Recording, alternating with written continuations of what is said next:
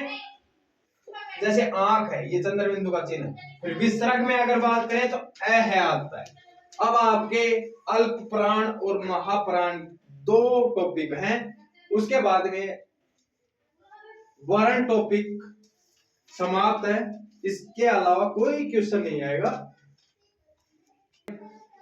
प्राणत्व, प्राणत्व का मतलब होता है प्राण वायु या श्वास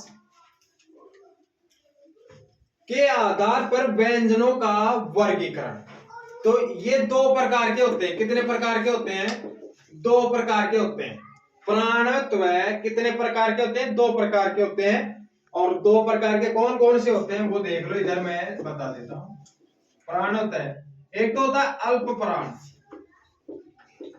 अल्प प्राण, और दूसरा होता है बेटा महाप्राण। दूसरा क्या होता है? महाप्राण।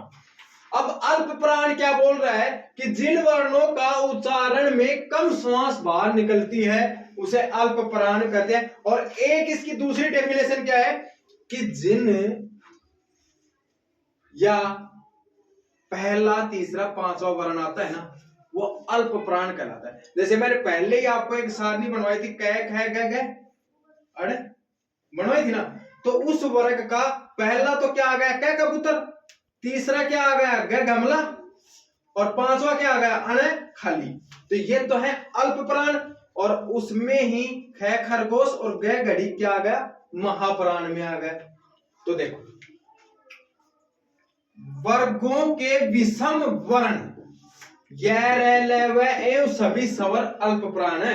अगर बात की जाए तो य र ल व ये चारों में और उनके पांचवें और सभी स्वर, स्वर कितने होते हैं? 11 होते हैं। कितने होते हैं? 11 होते हैं। तो 11 और 4 15। अरे भाई सीधी सीधी देख लो ना, स्वर कितने होते हैं? 11। और ये र ल व चार वर्ण ये हो गए, तो 11 और 4 15। उसके बाद में कै कबूतर में 3 आ गए, च चम्मच में 3 आ गए, कै टमाटर में 3 आ गए, तै तख्ती में 3 आ गई। आ गए या नहीं आ गए?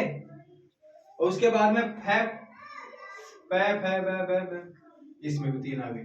तो 3 3 6 3 3 9 3 4 12 3 पंजू 15 और 15 यानी 30।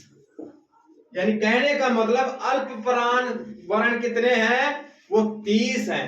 अब आ जाओ वर्ग का पहला, अभी मैंने बताया था वर्ग का पहला तीसरा पांचवा वर्ण तथा य र ल वह एवं सभी स्वर अल्प प्राण है। ये ले नोट करवाइए, इंपॉर्टेंट है। सभी स्वर संगोष्ठ एवं अल्प प्राण होते हैं। 19 व्यंजन होते हैं, 11 स्वर होते हैं। इसी प्रकार चल के 30 वर्ण होते हैं। अगर आपसे